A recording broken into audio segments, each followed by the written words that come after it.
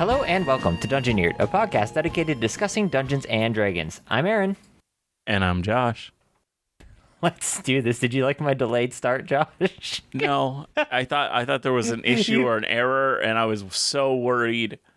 There kind of was. I was literally just about to go hello and welcome, and I realized I wasn't recording. So That's a little bit of a problem.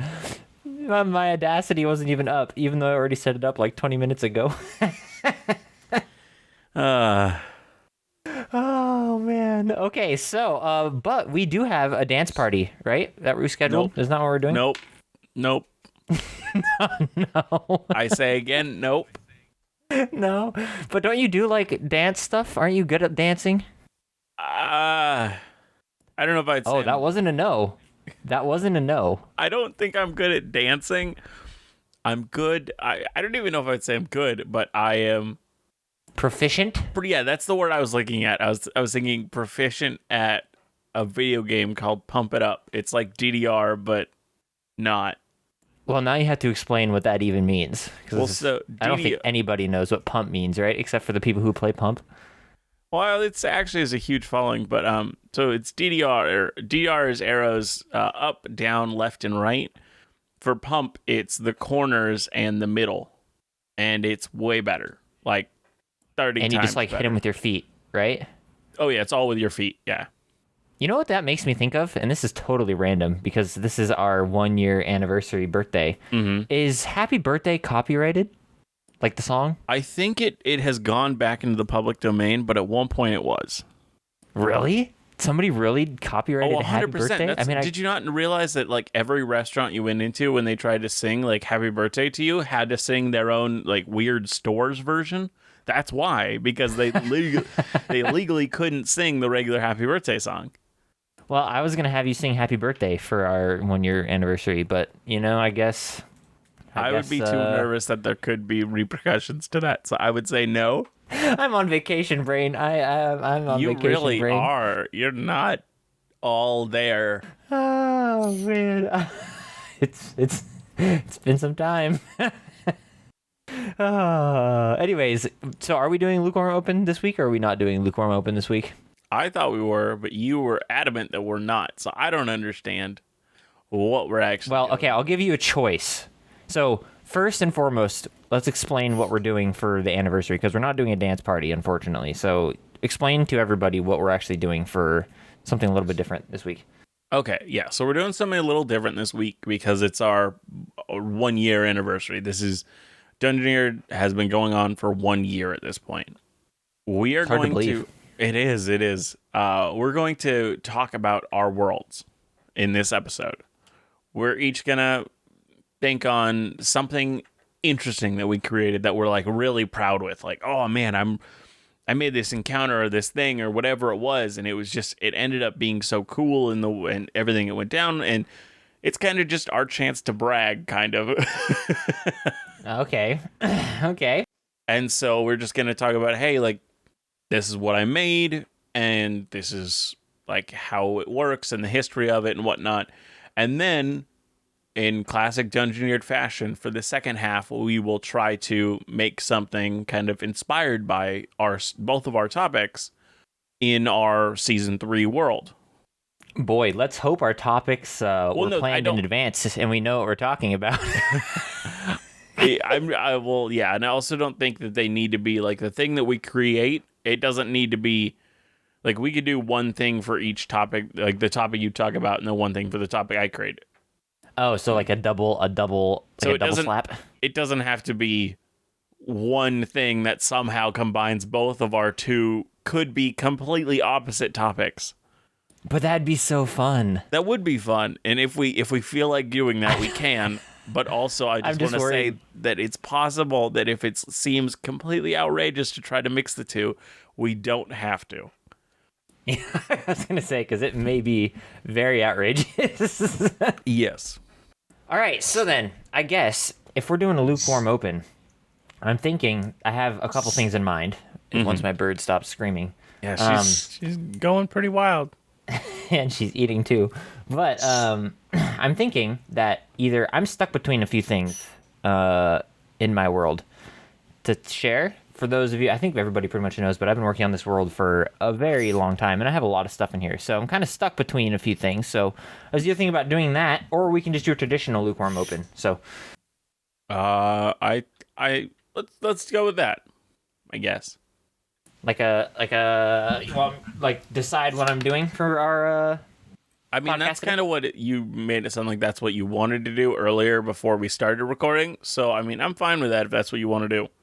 All right. Well, I'm stuck between 3 different things, and I think what I'm gonna do is give you the names without really any information, and then you kind of pick / decide what you want me to talk about, because all of these have very extensive history and knowledge. So the first one I'm thinking is called The Burning Brand, which I'm not sure if I've talked about. I may have talked a little bit about it. I don't know if you know. Do you know anything about The Burning Brand? I vaguely remember hearing about them. I couldn't tell you what you told me about them.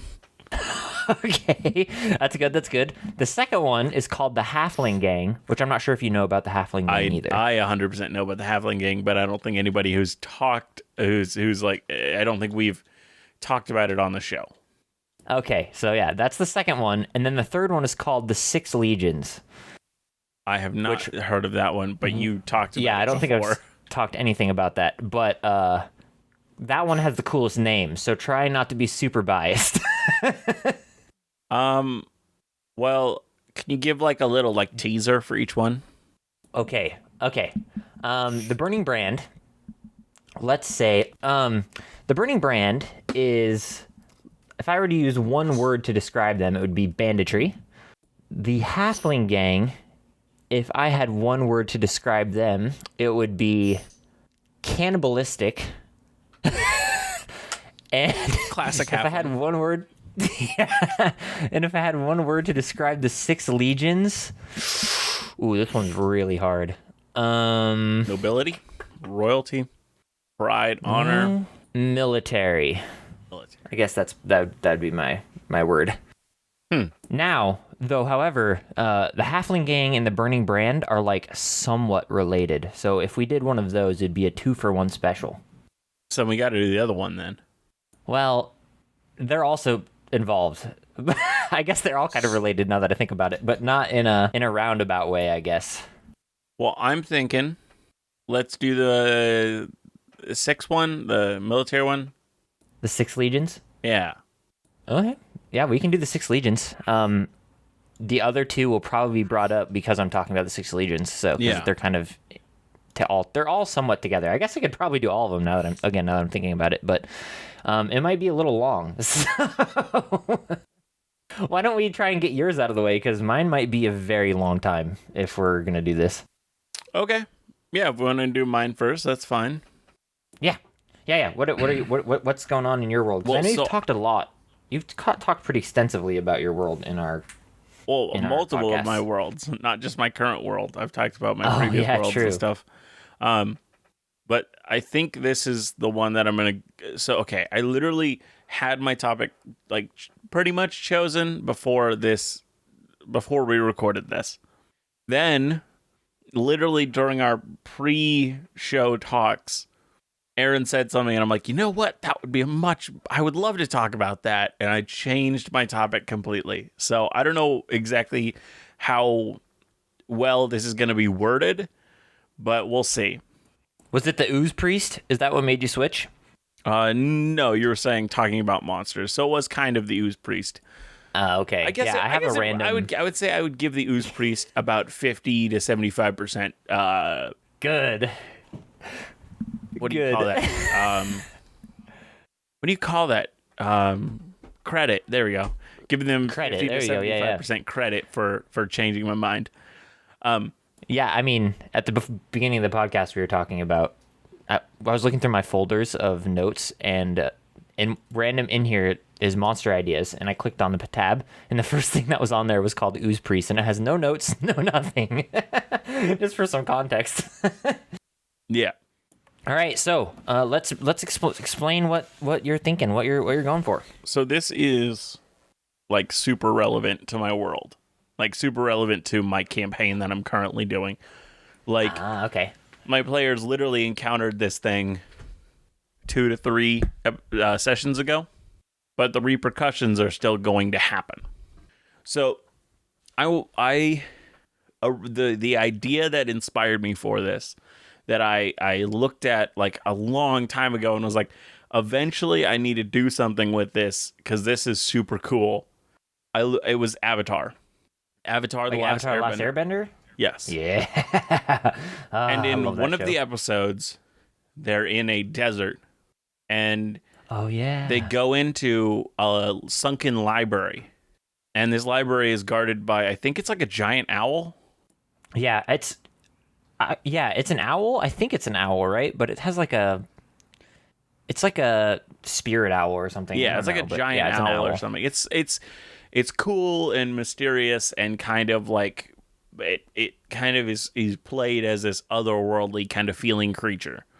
Yeah, I don't remember Extremely too much wise, about it, extremely old, and extremely knowledgeable, and protecting this location.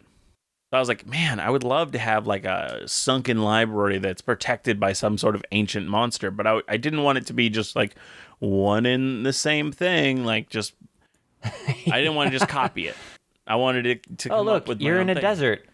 There's a sunken library, and inside there's an owl. Weird. And so from the very beginning of this post-apocalypse campaign that I've been playing, I had one of the magic shop in the town, in the only town in this post-apocalypse.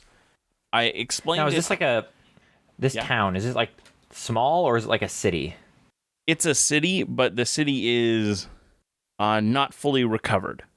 So Got it's it. like And they're it's like in all a the stragglers. city. Yeah, it's like they're in a city, but they don't have the population or all of the city cleared out. So there's still kind of this ominous, open feeling of, yeah, we're living in this city, but it feels like we're living in a corner of the city. Got it. Okay, that's kind of cool. I like that concept actually. Yeah, so they even have like specific military groups that their whole job is expand the wall, clear out the area that is more of the town, and kind of slowly push the wall back to eventually they will have the walls of the city as their walls, but they're not there yet. Got it. That's pretty cool. That's pretty cool. Yeah. But so from early on in the campaign, I picked where this library would be. I didn't know the specifics of it, but I was like, I know this place is going to be the sunken library. And I described it when the players saw it. This is my description. You approach a section of the city that descends quite a bit from the rest, probably about 15 feet deeper than the rest. This area sunk around the time of the apocalypse, something affecting the ground here. Luckily, it has stabilized and hasn't sunken any deeper, but this area is where you can find Zakia's shop, Odds, Ends, and Arcana. The shop is centralized in the sunken area and has a circular gray stone shape that has a light steeped pleated red roof. Unlike any of the other buildings in Vitari, this shop has a patch of green grass around it, and occasionally beautiful flowers of all different colors spring up from that grass. And so there's always this kind of weirdness about the shop, that it's in this weirdly sunken area of the town. But it's not just sunk 15 feet deep like the description says. It sunk way deeper than that. It's like a labyrinth underneath it. Yeah, like it was a huge library that all but like the top-ish layer, this circular gray stone top of a tower, is all that is above ground anymore. Yeah. And so when these people got into this tower, like they reclaimed this area from whatever from the abominations that kind of are in the rest of the city, they didn't realize there was more to it. So they gave it to Zakia, who is the magic shop owner, and he eventually found out, oh gosh, this goes way deeper. And so he's been like searching through this whole place and kind of cataloging and learning as much as he could before like anything happens and either people take it away from him or they get involved themselves in researching it. And I'm assuming he's like getting it and selling the stuff that he finds. Partially, he's done that a little bit, yeah. Not excessively so, because it's mostly just a library, and he loves to learn, and he doesn't really want to sell the books. Got it. And what is the significance in the world with this library? Is it like ancient secrets of the apocalypse? Like, what's the? No, I mean, it's just ancient. So most of the info about the old world is, it's very kind of fuzzy, hazy kind of recreation. Lost to time. Yeah, lost to time. People are trying to figure it out, but it just seems weird and nothing is super clear about the old world.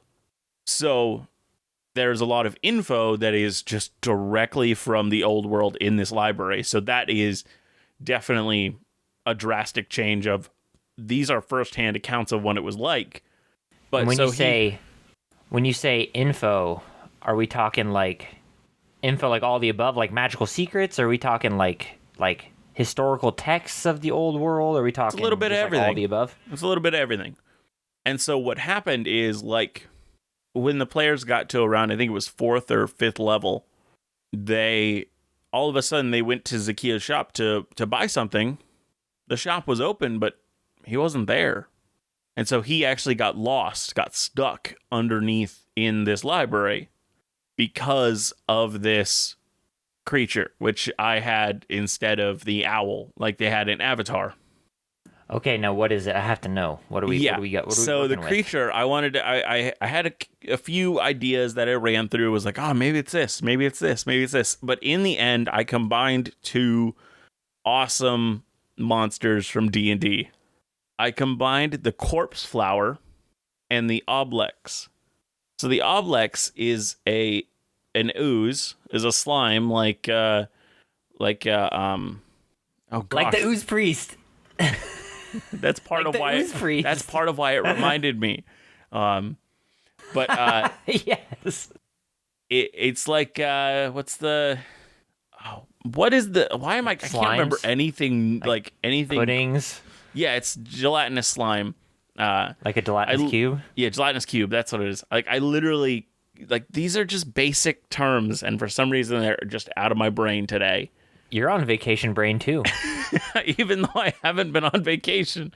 But but yeah, so gelatinous cube, it's a slime like that, but when it kills and absorbs somebody, it literally takes all of their memories and emotions and things like that as well. And what it can do is it can create a facsimile of them that looks like 100% like that person. And yeah, then kind of creepy. And it has this kind of slime trail coming from it. So you can always tell, like, because there always has to be some sort of connection to the main slime body.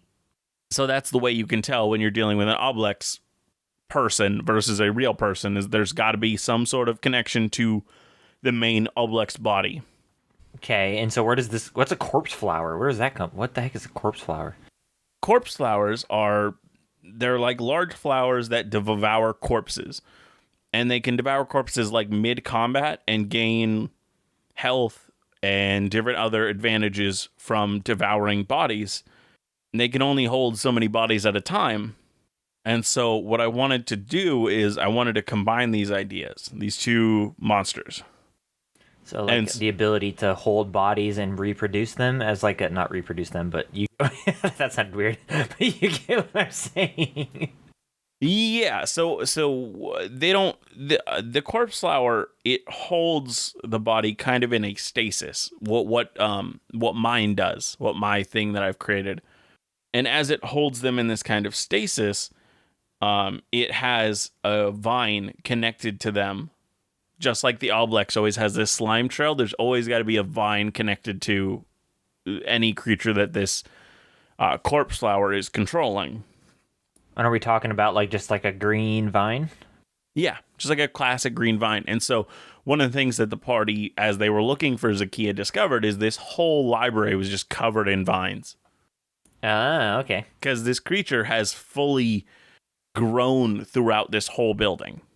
The whole building is its possession, or as it thinks it's at its possession. And once Zakia got far enough down, this thing's like, you're invading my home. I got to deal with you. And so And it took him over, essentially killed him. Yeah. And so underneath this library, they actually have a bunch of levels where there's a bunch of different stuff. There's like a garden, there's an alchemist area, there's a magic testing area, like there's all these things. But on the lowest level underneath the ground, this was actually underneath the ground even when the library was fully on the surface. This area it's like a whole community. There was like this underground place where people can live under this library. And so everybody that was there during the apocalypse, when this corpse flower took over, it took over every single one of them. So as the party was kind of searching in this, when they found this large underground, pretty much small town, they began to see all these creepy, kind of gaunt people just kind of staring at them. Not doing anything, not talking, but just staring. Because the corpse flower isn't intelligent enough to really like talk, or it's been trying, but it hadn't gotten there yet. And so that's creepy. And part of the reason why it wants to control these people is because they were dying from lack of food and a few other things. And if they die, they're no longer breathing. Flowers or You just can't feed. Yeah, they need the CO2, so it needs us to keep respirating. So it's literally like keeping them on life support as they're like dying, just so that they can keep breathing. And the party's already gone through this. They've yes, the party's already gone through this. No, they never. So okay, this is a part of the reason why I wanted to talk about this, because I wanted to talk about the party's reaction to this. Burn it all, destroy it. So they found 13 people in this town that were like controlled and kind of just lifeless people just staring at them. In the end, they have a fight with some plants that are they're like young versions of this corpse flower. And each has like one of the abilities of the corpse flower. They don't have all of them. They're like slowly growing, and so it was an interesting fight because each one had a different like thing that it could do. It's just the classic kill it and burn it. Yeah, and so they got to a point where they're like, we killed all these corpse flowers, but there's still these 13 people that are trying to kill us. We got to run. So they ran, and because we were doing a one-shot because a lot of the players couldn't be there, so only half the party went down into this library. The next week, they brought the other 3 players and went down again. And and when they went down, the humanoids were not attacking them. They just looked at them again, just creepily staring. As they went around and looked again, kind of showing the other party members what they'd found, they showed them that, hey, if we try to go down this hallway, all these 13 people stop us. They try to stop us. Like, do they block them, or do they Yeah, they literally move in front, like you can't go here. And if they push past, then they would attack.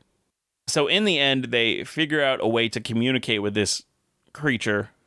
They still haven't gone down the hallway, so they don't know what they're dealing with. They just see the vines and the people. And they decide to let bygones be bygones as long as it gives Zakia to them. Oh. So that's what they did. They've made friends with this thing and said, hey, we understand that they invaded your home. We'll close off your home as best as possible. I know you have some sort of mind control powers. Can you make him forget that this lower area exists, and we'll just block off the entrance to this area? And you can just make his mind say that it was always closed off. And so that's curiosity didn't kill the cats on this No, one? It didn't. They didn't even fight it. They made friends with it. Wow. And they I'd have to explore it. I know. I'd be like, what is this thing? Can I at least see you? Can I at least try to communicate or talk or visually confirm you? But they didn't. They were like, nope, we're good. Wow, that's kind of different. You have unique players. Yeah, it was definitely, it took me for surprise, that's for sure. our party would be like, well, we're gonna light a fire and burn the whole thing down, and like, I don't know. Yep. But I kind of really I like what they decided to do, and later on, spoilers for anybody who's my player in my game, you should stop listening. For the next like 5 minutes, the town, which is called Vitari, is about to be attacked. Ooh, by what? By actually a thing that we created on the previous episode where our lukewarm open went all the way to the end of the episode.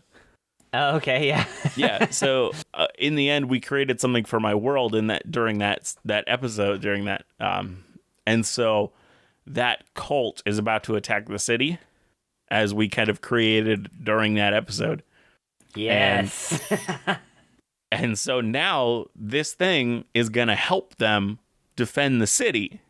And it's going to be interesting for it to do that. And really it's going to be, I wanted to kind of encourage the players and be like show them that, hey, what you did, like this thing is now helping you. Like this is a major help. You're gonna have vines come up and like kill a few people or something. Oh, totally. That's pretty cool. Yeah, that's it's gonna be cool. And then they'll definitely, they'll feel good about it too. Yeah. So have you written what secrets is guarding, or is it just kind of like as you go type thing? Written what? Have you written what secrets the library holds, or is it just kind of like a as you go? Oh yeah, I've written pretty much all of what the library holds. I don't want to go into too much of it because some of the players, like they when the players were down there after they had the magic shop owner's brain wiped, they took a few books.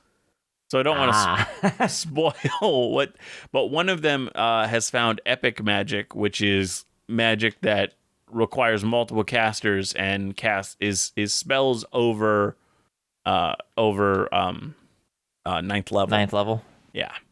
So it requires multiple people to cast. Yeah. Ooh, that's pretty cool. And so he knows that. He like combine spell slots. Do they have to like combine spell slots to cast it, or what do they do? It'll be like magic rituals that they'll have to complete, whether it's like gathering materials and then putting spell slots, like multiple people casting high level spell slots, and then there's going to be some sort of mathematics of like not all of it transfers over. So I don't know what it is. I haven't created the exact specifics of how it's going to work because they're not going to get epic magic for quite a few levels. They're only level 6 now. Oh wow! When did you start this campaign? Was it close to when we started? Yeah. What level did they start at? 1. Ooh, that's my favorite. It's my favorite. Yeah, so they started at level 1, and I had like prequel sessions, so some of the characters would know each other before like they all met each other. And so we've actually had so the campaign you and I, like where you're the DM, Aaron, we have had 14 sessions. Yep. And my game where I'm the DM, we have had 21, and we both started around the exact same time. Yeah, we've missed quite a few. Yeah. Well, you've missed quite a few then too. Yeah, even my group's missed a few, but yeah, we have 15 technically because we started on session 0 and now we're on session 14. Well, I'm more meaning by how I guess if we we play a little bit on session 0? I thought we did. Yeah, we did. Yeah, so this is purely by my numbering because I have a record of our sessions. Wink, wink, hint, hint. Yeah. Weird, huh? Well, we've talked pretty long about my topic. Let's talk about yours. Okay, so with the Lukewarm Open, we decided to talk a little bit about the 6 legions in my world.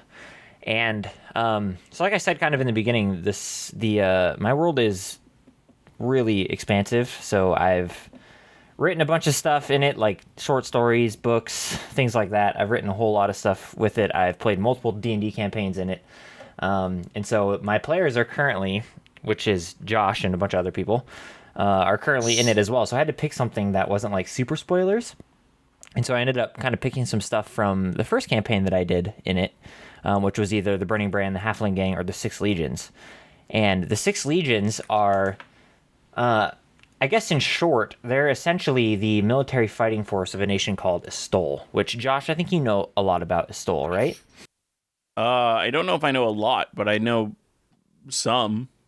Yeah, so Estol essentially was in the first campaign, it was a monarchy turned republic. So there was a big war on the northern continent between three nations. One was called Gridal-Ashan, one was called the Republic of Ashan, and the other one is Estol. So Gridal-Ashan used to have the Republic of Ashan in its territory, and there was a huge civil war between the two. The Republic ended up allying with Estol and essentially helping them, I guess, transition from a monarchy to a more democratic-based republic. And so they ended up joining forces to fight Gridal-Ashan, which is like an old ancient empire that has stood since the gods had victory in the material plane against the demons. So it's been there for a very long time. However, Gridal-Ashan is it's a monarchy. It's like a god monarchy where they believe their monarch is a god. And so they like follow him to his every single word as if it was the gods themselves speaking. So anyways, there's a huge civil war. They definitely have a name for that. Yeah, I don't know if it's like a theocratic monarchy but yeah, it's I don't know. Anyways, he's just a god emperor essentially. Yeah. He's like an Egyptian pharaoh where they believed like he was a god, essentially, or he could hear directly from the gods. But anyways, they broke off, and Gridal-Ashan essentially fractured into numerous places: Uskad, the Republic of Ashan, and then Estol. When the fracture took place, Estol immediately put in place a military organization to defend itself, as one would, and they named it the Six Legions. And the Six Legions are named based off of what area they fulfill. So, like in the United States, you have the Army, the Navy, that kind of stuff. Well, the Six Legions is very similar. So, the First Legion is the Army, the Second Legion is the Navy, the Third is the Air Force, which is a bunch of Griffin riders. So they all ride Griffins, and they do a lot of aerial combat with Wyvern riders from the southern continent. But anyways, so that's the third Legion. The Fourth Legion is the Scouts, which is like a scouting organization. The Fifth Legion is the Provisions team, which is essentially like your supply lines and stuff like that. And then the Sixth Legion and the Rarest Legion and the least numbered in the Legion is the Mages, and they're like healers, wizards, spellcasters, that kind of stuff. So that's the Six Legions, and they were formed by a man named Captain Zalis. And he was a very, very famous Wyvern rider who essentially took out one of the major generals of Gridal-Ashan in a major battle. He was one of the only ones in the Air Force, and so he started the Air Force, essentially, the Third Legion. But yeah, so that's kind of the Six Legions in a brief nutshell, but it relates very heavily to the Burning Brand and the Halfling Gang for a few reasons. So the Burning Brand is another, I wouldn't say old organization, but has a very deep, rich history in Estol. So the Burning Brand started by a group of prisoners who were perceived as guilty within this republic and sentenced to exile. However, they were then later proven innocent, but still refused them entry back into the country. Does that make sense? Yeah. So all these guys were criminals, in quotation marks, that were found guilty, but after 10 years of exile were found innocent. Of course, this angered the leader of the Burning Brand, which I think his name is Artavius. I don't 100% remember. I'd have to pull it up. But he ended up deciding, well, if they're not going to let me in and let me be back in my country, I'm going to take it by force. And so he started an organization called the Burning Brand. And how it got its name is every exile in Estol is branded with a mark on their chest. It is an E for Estol with like an X kind of scratched through it. So that essentially meaning no entry back into the nation of Estol. So they're stamped across the chest with this huge brand that essentially burns into your skin, hence the name Burning Brand. And so he started this organization with a few of the other exiles that were innocent. And he ended up making his way to the largest prison in Estol and essentially freeing every single criminal within the prison itself, killing all the guards and stuff like that.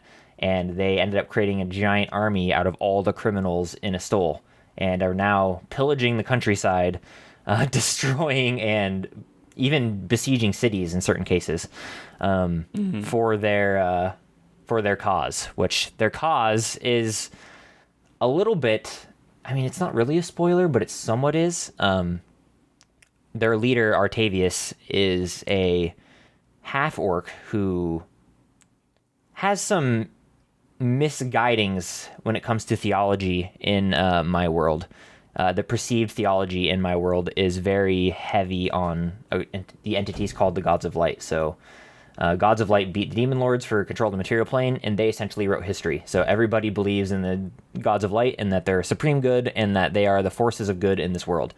However, Artavius does not believe in that for mostly because of his experiences in life. So he kind of got the short end of the stick when he was exiled, even though he was innocent. So he kind of dropped his belief in the Gods of Light being good and the perceived notion of them being good, and kind of turned his back and is now not a follower of the Demon Lords, but a follower of the Lost Pantheon, which you are somewhat aware of in Campaign 2. But he is kind of running amok in the south of Estol. Now, where the Halfling Gang comes into this is the Halfling Gang were also similar in the experience of the Burning Brand, where the Halfling Gang were a bunch of old noble family called the Applebottoms. Classic Halfling name, but they were an old, ancient noble family that went back generations. Some of the only halfling nobles in Estol, because Estol is mainly elves, humans, and dwarves, but old line of halflings. However, one of my players in Campaign 1 made a bunch of characters that their player knew, like that their character knew, just a ton of different people, and one of them was a halfling who was supposed to be a noble family, and she didn't really know much about their family or anything like that, but it's just that they were a noble family of halflings who were somewhat mysterious, and not much was known about them. So what I did is the Halfling Gang formed by, over the years in Estol through the first campaign, a group called the Dynasty, which the Tyrus Dynasty, which I've talked about numerous times, was essentially trying to take back their homeworld of Estol. So the first inhabitants of Estol were this Tyrus Dynasty, and they were killed off and essentially cast down into the Underdark to never return because people were afraid of what they are. So as a quick recap, they're like a hive mind that gains entities by corrupting flesh. It can be human flesh, it can be non-human flesh, essentially like taking over the flesh of a humanoid and transforming it into a member of the dynasty and connecting their brain to the hive mind. So they were seen as evil and outcasts, and they were like banished from this world. However, at the start of Campaign 1, they had pretty much started a takeover of Estol, because their holy city is one of the cities that Estol currently occupies, and so they wanted it back, and they wanted their holy lands back. So they started experimenting on a bunch of groups within Estol to not persuade, but more control their minds. And the Applebottoms were, I guess you'd say, unluckily for halflings, targeted by another halfling family and essentially removed in the shadow war of their nobility. And this group, this mysterious noble that my player made, essentially their family had this shadow war with the Applebottoms and removed them from society. And so the Applebottoms fled the city of Haran, which is the capital, and made a camp, like a little town out in the middle of nowhere, perceived dead and gone, but they just created their own little camp hidden away in the forests and in the northern reaches of Astol. Well, the dynasty found them and decided it would be a perfect time to practice their experiments upon a group of halflings that were perceived dead and once perceived gone, experiment with their mysterious magics. And so they essentially started using these mysterious rituals to test their magics and their capabilities of controlling individuals. And of course, it was a disastrous failure, and the Applebottoms became known as the Halfling Gang.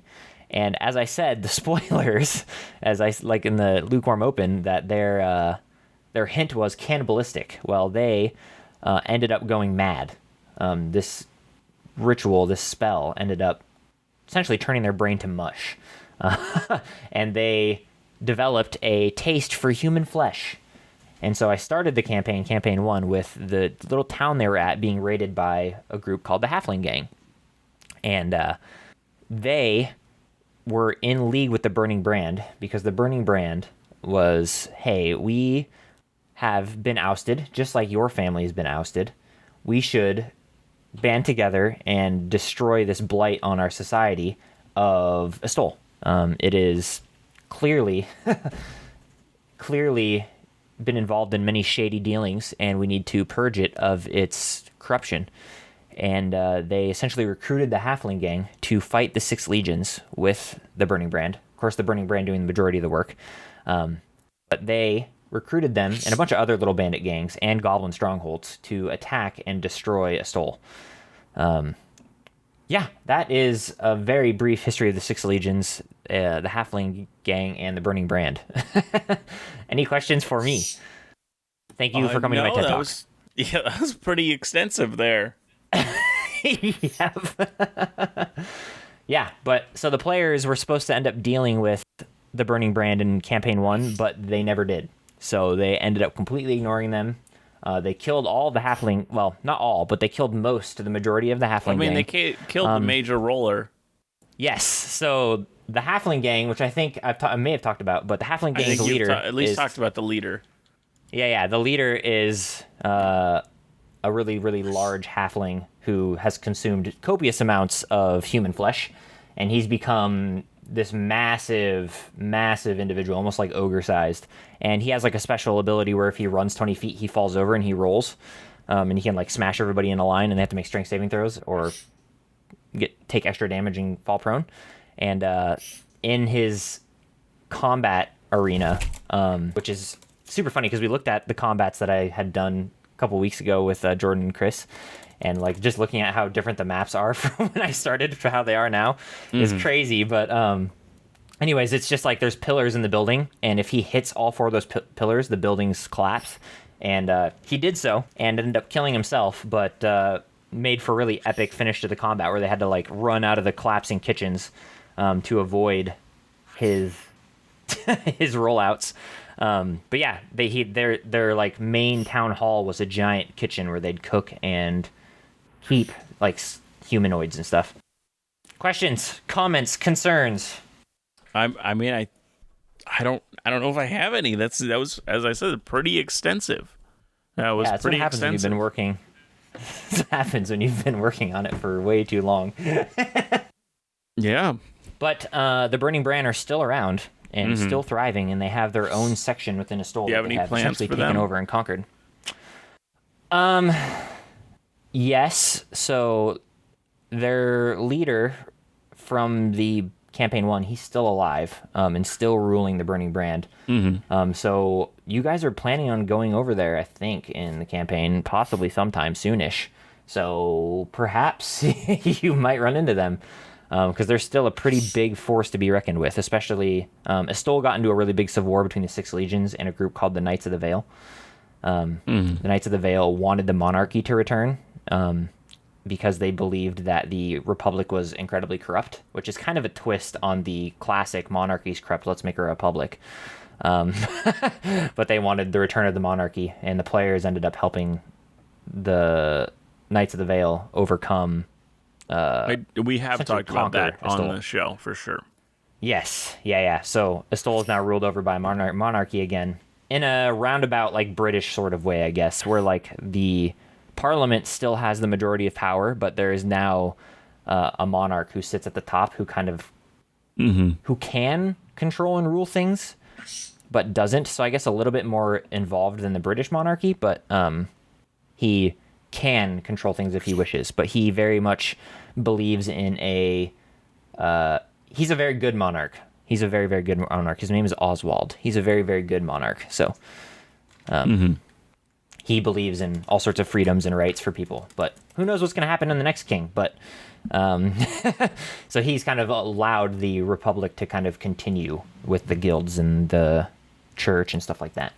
So, but I don't know. He hasn't been able to deal with the Burning Brand because their army's in tatters and they're just the Six Legions was pretty much destroyed. They kept the Six Legions, however, because it's a very traditional, old like it'd be like the United States changing the name of the army or whatever, you know. So like they kept the Six Legions, but they're kind of in tatters at the moment because of the civil war that occurred.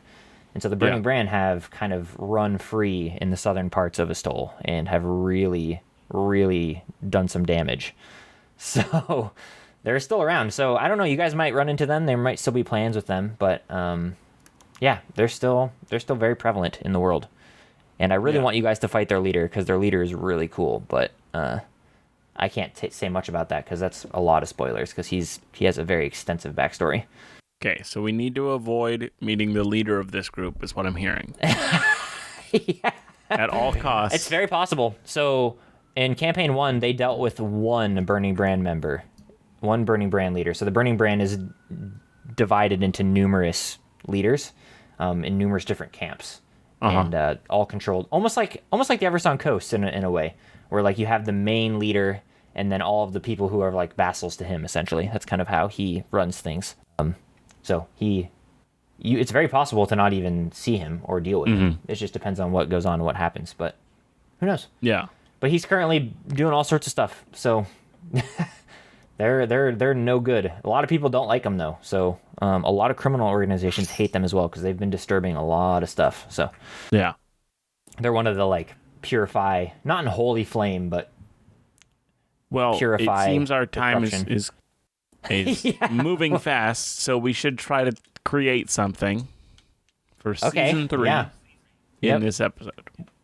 So what are we doing? What do we want to do? Do we want to create a combination of all of them? Do we want to create something based off of your idea, my giant thing? Although I think we talked more about yours than mine, so. Maybe we do something.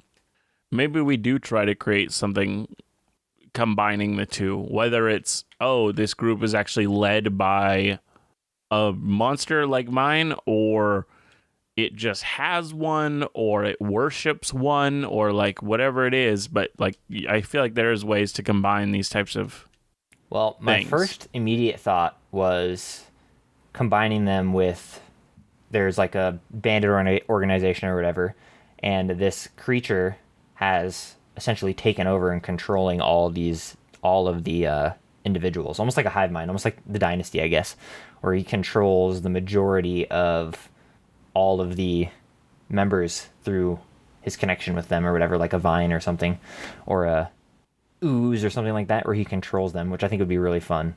And the reason I love doing that, which I think I've talked about a little bit, but the reason I love doing that is because it eliminates the need to like kill every member of a giant organization, and then it like leads to just one giant boss battle where the entire organization is defeated with the boss battle. Yeah. So I like that a lot, but I think I like the idea of some sort of bandit group.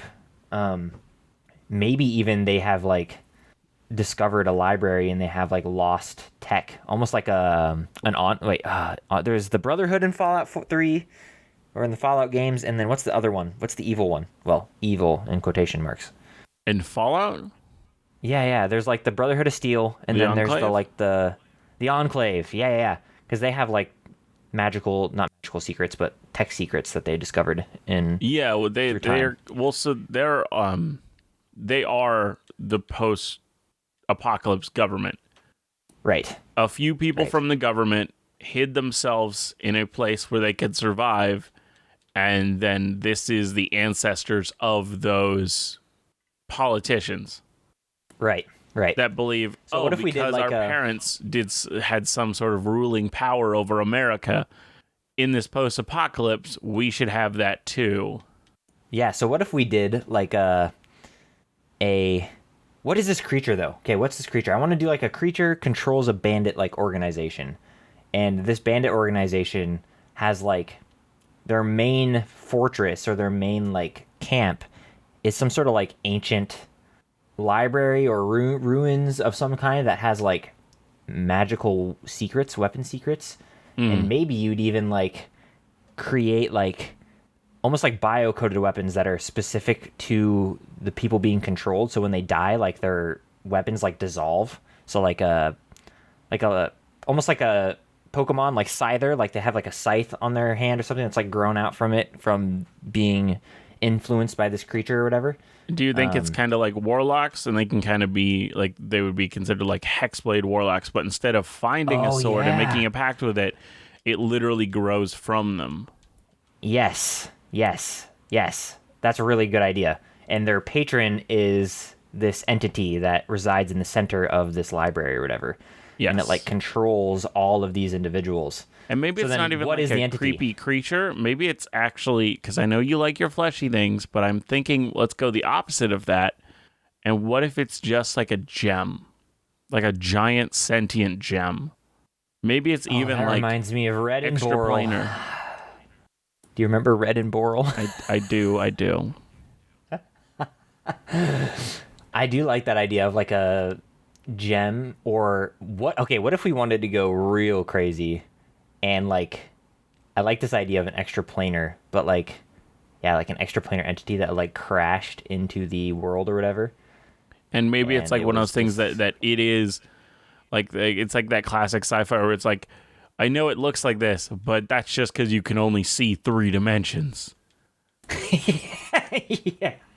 Like it's one of those No, things where I- there's like it's much more than this, but just because your perception is so limited, that's all you get. That's all like you can see. So it looks like this gem, but it's actually this horrifying eldritch abomination. Yeah. And I'm thinking like if you were to do combat with this thing, it would obviously have like creatures around it that it's controlling. But like if you got too close, you'd have to make like saving throws for it to like not dominate your mind or whatever. Yeah. Like some sort of ancient lost alien, which is aliens, dude. But I love that idea so much. Uh-huh. So what are they guarding? What does it want? What is this entity? I mean, there's so many questions. I don't know if what it wants is something that we could understand.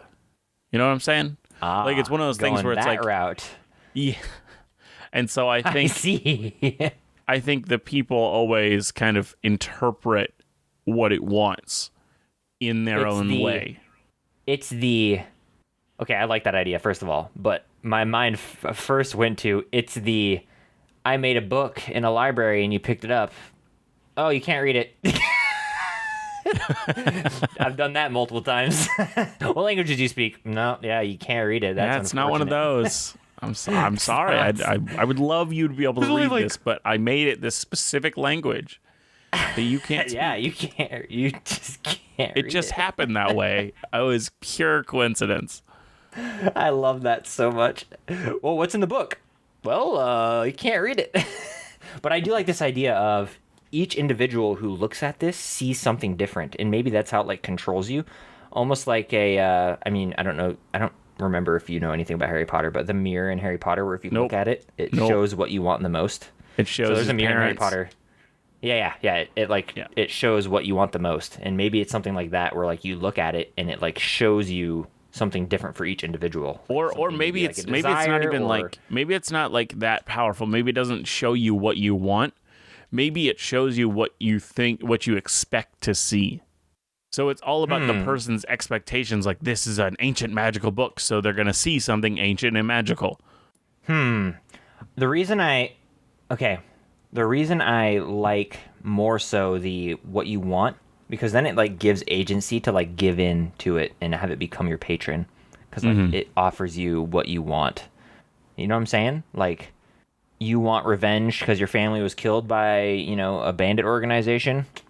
Well, you accept my blessings and my gifts, then you can totally do so. And I would even, and I've done this before in campaigns, if they chose to accept it, they could like get rid of however many levels they want and then replace those with warlock levels, because you immediately become part of this organization, which would be fun. But yeah, maybe the gem itself, and I'm thinking the gem itself isn't necessarily hostile. It's just the creatures it controls are hostile, but like the gem itself is trying to survive and live. This entity itself is trying to survive. Well, I think it's actually working on something. I just don't think that is super understandable by us. Like, it's like one of those like, oh, the eldritch horror. It's the fact that we can't understand it that's most terrifying. So what is it, like trying world domination or all knowledge or what? No, it's one of those things that you classically leave unexplained. Yeah, like that's the purpose of, hey, like, you'll never, like, it has some long forgotten ancient goal, but you as a human being will never understand it. But us as a DM, what does it want? I think that's the same thing. Like, we, even as DMs, I don't think we're me. We don't need to know what it is. I believe it's like some ancient grudge it holds, ancient thing that it wants to complete. I am going to steal completely from Warhammer 40k and rebrand it, but it's trying to send out a signal to its living horde that will come and consume flesh of individuals and eat the world. Bam. That's my theory. It's part of some sort of living organism that is lost in the astral sea, and it's trying to gain enough sustenance and power to broadcast some sort of pheromone or secretion that will get the main entity back on course to the world of the material plane. It's the Silver Surfer. That is completely stolen from Warhammer 40k, by the way. And from the Silver Surfer. Oh, I have no idea. I don't know anything about the Silver Surfer. But... The Silver Surfer, he goes to the planet first, makes sure it's good, and then calls Galactus to come and eat the planet. Yeah. Well, that's the same as the Tyranids in Warhammer 40k, where they don't get like called to a planet, like a place, but they just go and consume everything on the planet and then move to the next one. So, but I think that's a really fun idea. And it might not ever get there. It's just some sort of law. I mean, it doesn't even know. It probably wouldn't even know. Like you said, it's lost to time. Like, it's lost completely. So it doesn't know anything about. Even its goal might be confusing to it at times. So even I like that idea still.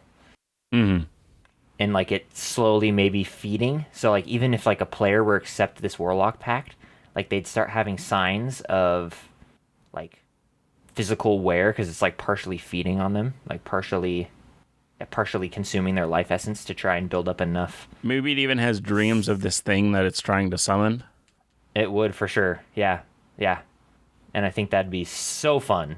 And I would hope that if I made that, my player would absolutely, which is fun because Jordan did it in my campaign where he got rid of all of his levels for Warlock. But I would hope somebody would do that. It would be so fun. Mm-hmm. Yeah, I agree. That would be really interesting. Well, okay, before we end, we're really close, but why is it in a library? How did it get down into this like ancient vault of knowledge? think an ancient civilization would like you do the classic advanced technology society from before. They had the ability and found this magical artifact and brought it to the library to study. Yep, and then it killed them all. Exactly. Yes, it definitely did. The classic, yep. 100% got them all killed.